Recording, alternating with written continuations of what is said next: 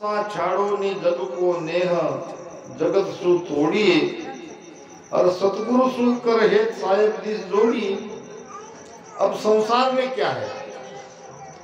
संसार में सुख कौन सा है? शब्द स्पर्श रूप रस गंध, ये पांच जो इंद्रिया है, ये पांच इंद्रिया का ही सुख संसार में है। अब ये एक तरह से सुख नहीं है, एक तरह से ये जहर है। महाराज कहते हैं ये मन बड़ा, मन एक तरह से काली है। मन के बारे में महाराज ने कहा है, पल में कहे जगत है भगति साच है भाई। पल में कहे जगत है झूठी भगति साच है भाई। हिन में आन मिले संसारी विष जुगर समाई। किन में आन मिले संसारी विष जुगर समाई।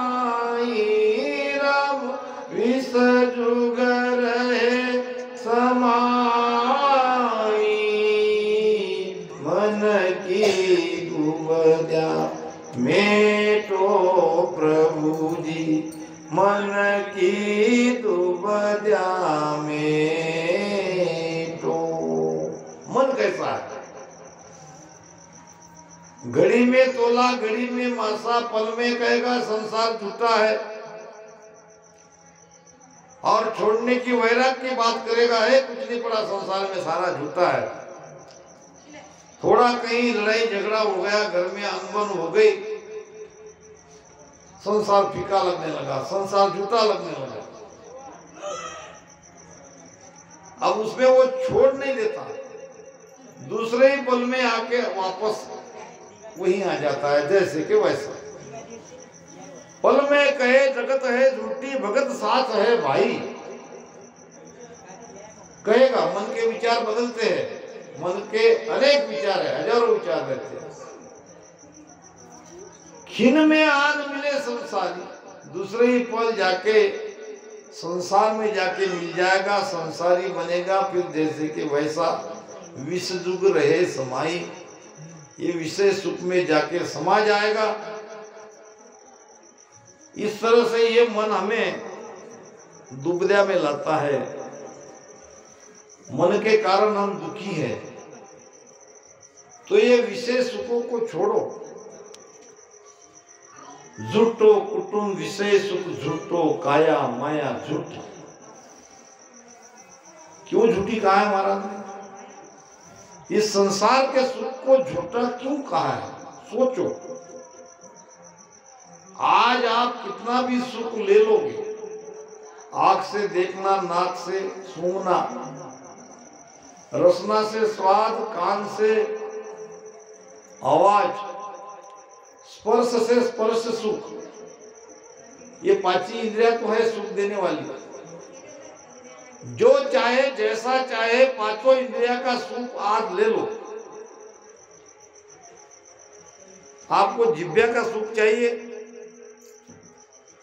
मीठा खाना चाहते हो, कितना भी मीठा मंगा के खा लो, तृप्त हो जाओ। दोबारा वो इच्छा खत्म नहीं होगी, दोबारा और वही सुख पाने की इच्छा रहेगी। इसलिए ये सुख सच्चा नहीं है, ये सुख झूठा है। इसी प्रकार बाकी इंद्रिया के सुख को भी देखो, कितनी भी आज सुख तो क्यों न हो जाओ, नींद है, नींद ही प्यारी है तो सो जाओ। 10-20 घंटे, 20 घंटे, 50 घंटे, 100 घंटे उठो मत। क्या नींद आना छोड़ दोगे? दोबारा नींद नहीं आएगी। ये इसी प्रकार का सुख है, इसमें तृप्ति नहीं है, बार बार ये मिलता रहना चाहिए ऐसा मन को लगता है। जो कभी तृप्त ही नहीं होगा उसको तृप्त करने के बारे में विचार मत करो। फिर क्या त्याग करो, छोड़ दो ना। संत मोहनदास जी महाराज कहते थे, जगत में रामस्नेही कैसा रहे। जगत में रामस्नेही इस प्रकार रहे, प्यास लग गई पानी पी लिया, भूख लग गई खा लिया, फिर वो थाली की तरफ देखना ही नहीं। अरे जब शरीर की आवश्यकता है तब ये सुख लो, अन्यथा इसके पचड़े में पड़ो मत। तभी भक्ति होगी, तभी भजन होगा।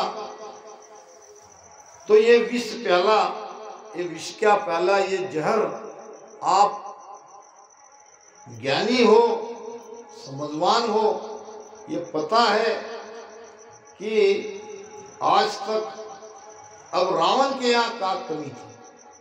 शूरवीर था, ज्ञानी था, पंडित था, विद्वान था, ब्राह्मण था, फिर भी पतन हो गया विषयों के कारण। तो ये विष का प्याला छोड़ो और राम नाम ये अमृत है।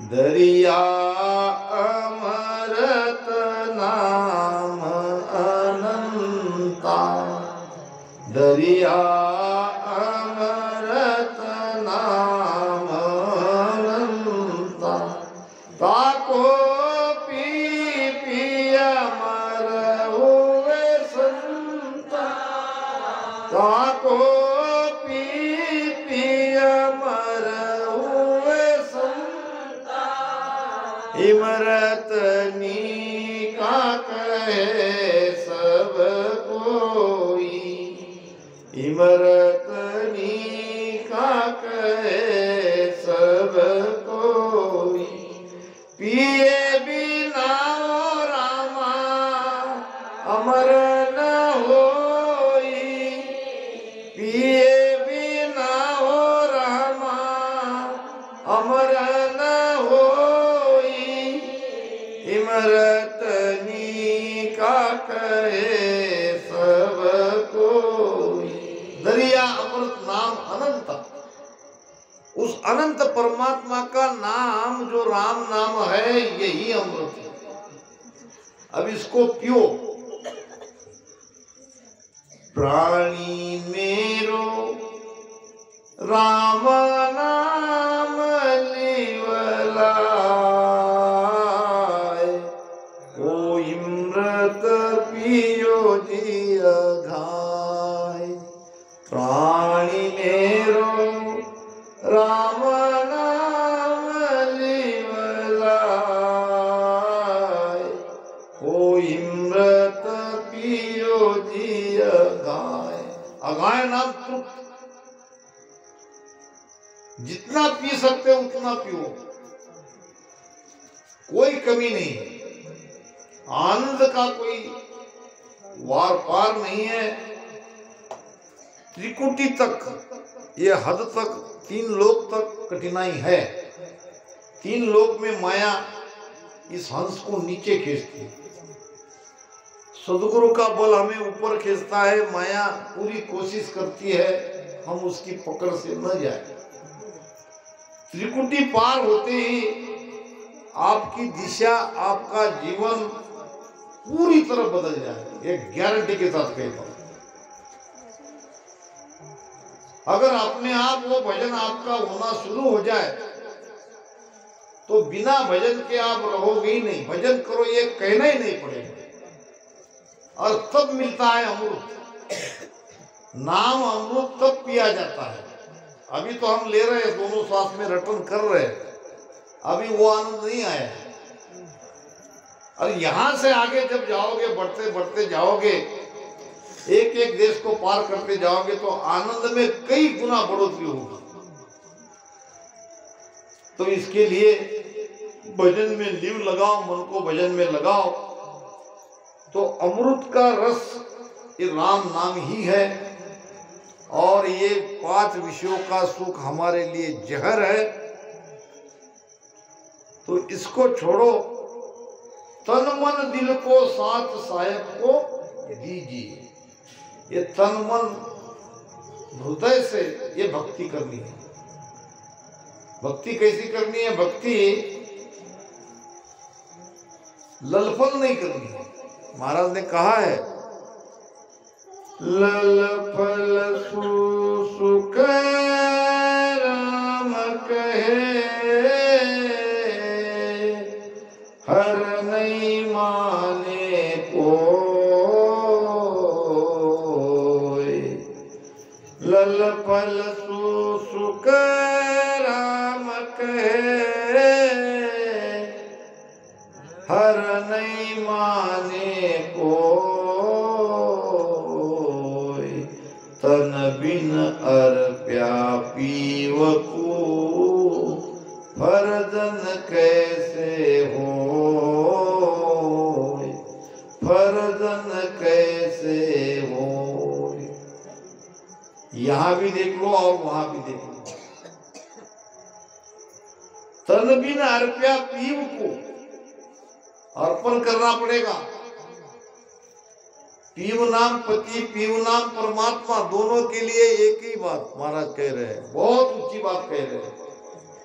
सहज में मतलब भाई, ये बड़ा सुंदर मौका आया है। ये भक्ति तो बड़े भाग्य से हमको मिली है। इस मौका को जाने मत दो, समर्पण करो, तन मन अर्पण कर दो।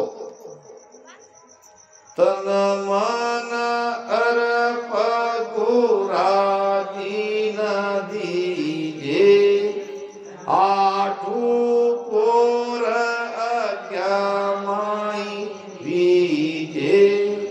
पतिव्रत खंड कबो नहीं कीजे, हरे मन गुरु मुख इमरत धरे। हरे मन गुरु मुख इमरत धरे, टूटरिया मन रे। तन मन अर्प गुराज ना दीजिए, भजन में लगाओ। तन में मन को भजन में लगाओ। ये सांसा रूपी धन पूरी भजन में लगाओ और इसको आटो पोर करने की कोशिश करो। धीरे धीरे धीरे धीरे भजन बढ़ेगा। पतिव्रत खंड कबो नहीं कीजिए। ये पतिव्रता अंग की भक्ति है, इसमें खंडन मत पड़ने दो, चूको मत। मान हमारी बात कहूं समझाए। बात का मतलब क्या? ज्ञान। मेरे ज्ञान को मानो। मैं व्यापारी ज्ञान का और बिनज नहीं कोय, जो चाहो तुम मोख तो ज्ञान बिनज लो जोय। ज्ञान बिनज लो जोय, कसर राखो मत कोई। जो चाहो सोई ज्ञान आन बूझो मुझ भाई। सुखराम ऐसा देवाल है कोई लेवन। संत कहते हैं कि मेरे पास ज्ञान है और हम संसार का सुख मांगने के लिए जाते हैं। वो ज्ञान का व्यापारी है और तुम उनको माया का सुख मांगते हो। तो महाराज फरमाते हैं कि मेरे ज्ञान को मानो, मेरे वचनों को मानो। मान हमारी बात कहूं समझाए को। मैं आपको समझा के कह रहा हूं, क्योंकि आप समझदार हो, आप समझने वाले हो। ज्ञानी मिला ज्ञान मैं देहूं, भेदी को समझाऊं। के सुख राम अज्ञानी आगे, हाथ जोड़ मैं जाऊं। ज्ञानी मिले विद्या ज्ञान में देव, ज्ञान को ज्ञानी ही समझता है, भेद को भेदी ही समझता है। भेदी को ही भेद बताया जाता है, ज्ञानी को ही ज्ञान कहा जाता है, और अज्ञानी के आगे तो बस निकल जाना है, तू बड़ा करके वहां से हटना ही बेहतर है। अज्ञानी से बहसबाजी नहीं करनी चाहिए। हीरा तहां न खोलिए जहां कुंदड़ की हाट, और बांधो अपनी गाठड़ी चालो अपनी बाट। हीरा वहीं खोला जाता है जहां उसका ग्राहक है। साग सब्जी का जहां मार्केट है, जहां बाजार है, उसमें हीरा की दुकान नहीं मान सकते। तो ये ज्ञान बहुत ऊंचा है। सब पर ज्ञान ज्ञान सो होई, और ब्रह्म ज्ञान सम ज्ञान न कोई। ये ब्रह्म ज्ञान है, और ये ज्ञान ऐसे ही जब खोला जाता है। ओ मोसर दिन आज बोर नहीं पाए। आज जो समय है ये कल नहीं आएगा, लाख कोशिश कर लो। कमान से निकला हुआ बाण, जबान से निकले हुए वचन, और गया हुआ समय दोबारा कभी नहीं आता। कहते हैं कि 3 चीज हम जिंदगी में वापस नहीं ला सकते, अगर वो गई तो। धन चला भी गया तो धन को आप कमा सकते हो, माता पिता और जवानी दोबारा नहीं मिलेगी। ये अगर निकल गए तो दोबारा, चले गए तो दोबारा नहीं मिलेंगे। इसी प्रकार ये जो समय है आज का, ये मनुष्य शरीर भी तो एक समय है, ये मौका ही है। ये मनुष्य शरीर जब तक श्वासा है तब तक है, और श्वासा खत्म होने के बाद ये शरीर नहीं रहेगा, फिर दोबारा हाथ नहीं आएगा। वो मोसर दिन आज बोर नहीं पाए वो, अब के चूक्यो डाव। बहुत बढ़िया डाव। कौन सा डाव? ये चौसर का डाव है। चौसर का खेल रहता है, उसमें भी 84 फांसे रहते हैं। तो वो जो खेलते हैं तो ये 84 चुकाने के लिए वो खेला जाता है, मगर उन्होंने आज उनका स्वरूप अलग हो गया। ये मनुष्य रूपी शरीर हमें मिला है, ये बहुत बड़ा दाव है, और इसमें जीत ही जीत है। हारू तो हार मिले, जीतू तो शाम दो। इसमें हार भी हो गई तो दोबारा मनुष्य जन्म है, और इसमें जीत गए तो अमर लोग चले जाओगे। किसी भी तरह से इस खेल में फायदा ही फायदा है, तो दाव लगाओ। ये ऐसा दाव है, इसमें तुम ज्यादा लगाओगे इतना ज्यादा पाओगे। इसमें कंजूसी मत करो, पूरी तरह से समर्पण करके भजन करो। अब के चूक्यो डाव घणो पछताओ से। कब पछताना पड़ेगा? 84 लाख योनियों में।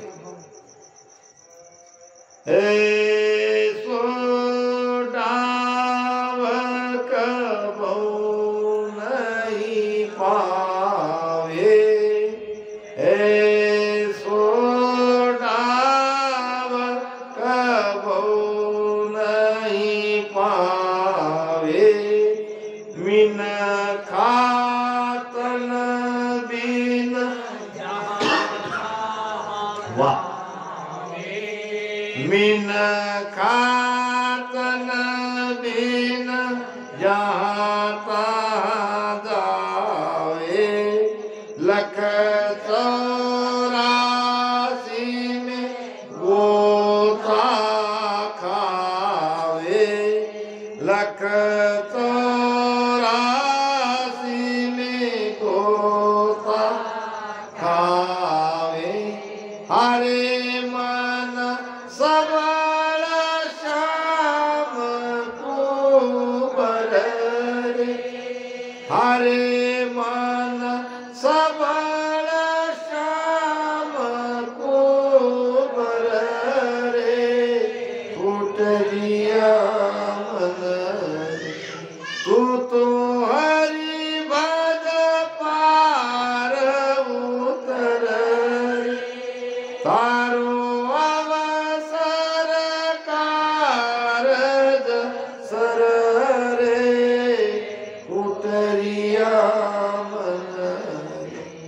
ऐसो डाव कबूल नहीं आओ, नहीं मिलेगा। मिन का तन मिन जहां तहां जावे, जहां तहां का मतलब 84 लाख योनि में, कभी पशु बनोगे, कभी पक्षी बनोगे, कभी कीटक बनोगे तो कभी पेड़ वनस्पति बनोगे। मिन का तन मिन जहां तहां जावे, देख लो वो भोग योनिया है, कितनी यातना है, कितना कष्ट सहना करना पड़ता है, जबान से कुछ कह भी नहीं सकते। दिन भर बांध के रखो तो भी वो कहेंगे नहीं हमें भूख लगी है, हमें प्यास लगी है। आपका ध्यान उनके ऊपर पड़ा तो ठीक है। न सोने का ठिकाना, न रहने का ठिकाना, बारिश धूप सब में वही हाल, तो कितना दुख है। तो ये मिन का तन मिन जहां तहां जाओ, लख 84 में गोता खाओ। क्यों जाओ भाई 84 में? दोबारा मनुष्य शरीर क्यों नहीं आप पा सकते हो? क्यों चाहना नहीं रखते हो? क्यों विश्वास नहीं करते हो संतों के वचन पे? ये दोबारा ये मनुष्य शरीर मैनावती ऊपर के मंजिले में खड़ी थी, अपने बेटे को नहाते हुए देख रही थी। उसका बेटा था गौड़ बंगाल का राजा गोपीचंद।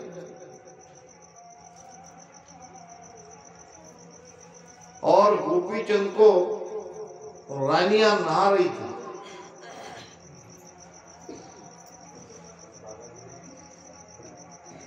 बहुत जवान, गोरा, तंदुरुस्त शरीर, रूपवान राजा गोपीचंद की काया, और ऊपर से माता मैनावती देख रही है और रानियां नीचे नहला रही है। ऊपर से माता की आंख से आंसू की बूंद गोपीचंद के शरीर पे पड़ी। आंसू दो प्रकार के होते हैं, एक गर्म और एक ठंडा। दुख के आंसू गर्म रहते हैं, सुख के आंसू ठंडे रहते हैं। देख लेना, कभी फर्क कर लेना। और यहां शरीर पे जैसे ही माता की आंख से आंसू टपक पड़े तो गोपीचंद, राजा गोपीचंद देखने लगा इधर उधर, इधर उधर, क्या हुआ क्या हुआ क्या हुआ। एक सेविका ने कहा, महाराज शायद माता जी रो रही है। वहां से राजा गोपीचंद ने देखा, माता बताओ किसने तुम्हें रुलाया है, उसका केवल नाम बताओ, अभी तलवार से उसकी गर्दन उड़ा देता हूं। किसने तुम्हें दुख दिया कि तुमको रोना पड़ा और तुम्हारे आंसू मेरे शरीर पर पड़ गए? मुझे ये तुम्हारा दुख देखा नहीं जाता, बताओ जल्दी।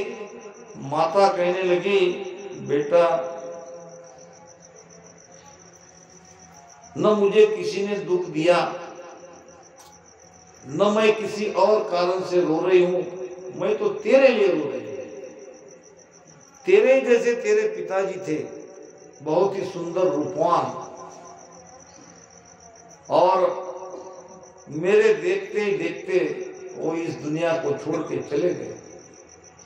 बेटा गोपीचंद तू भी एक दिन चला जाएगा, इसलिए मैं रो रही हूं। माता चाहिए ऐसी, रानी मैनावती की जैसी। राजा को उसने भिखारी बना दिया, राजा को सारा राजपाट सुख संपत्ति का त्याग करने लगा दिया, भक्ति करने लगा है।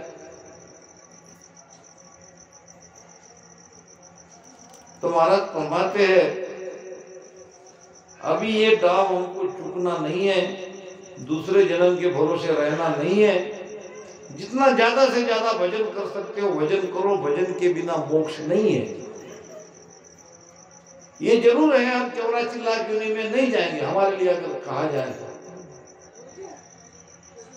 मगर कल का जो आनंद मिलने वाला है वो उसको आज ही ले लो। अच्छा, रामश्री की मृत्यु कैसी होती है, कैसी होनी चाहिए, ये भी देखो। पहली बात, जब हमारे सामने हमारा कोई रामसनी माता हो, पिता हो, भाई हो, कोई हो हमारा, उनको सुर्ती ऊपर लगाने के लिए कहना, उसका प्राण कम से कम 9 द्वार से नहीं निकले, 10वें द्वार में उसको सुर्ती लगाने को कहना। उस समय मुख से उसको राम राम लेने के लिए नहीं लगाना। ध्यान से मेरी बात को सुनो, राम राम रिटर्न करना ही है, मगर राम राम करते करते मुख से प्राण निकल गया तो वो वापस आएगा। अगर ध्यान की उसकी ऊंची स्थिति है, सुर्ती शब्द के साथ है, और उसको हम कह रहे हैं कि राम राम कर, राम राम कर, राम राम कर, तो एक तरह से वो अन्याय है। उसको कहना जितनी देर बैठ सकते हो कुछ टिका के बिठाओ और राम राम भजन करो, है ना, सुमिरन करो, शब्द है वहां सुर्ती लगाने को कहो। और अगर कर सकते हो तो वहां वाणी जी का पाठ करो, गुरु महिमा जो भी है, या विषय लो, हरदस गाओ। एक रामसनी की मृत्यु ध्यान अवस्था में होनी चाहिए, उसको पता ही नहीं चलता कि उसकी मृत्यु है, उसको लगेगा कि मैं ध्यान ही कर रहा हूं। ये तो और लोगों को पता चलेगा कि ये चले गए।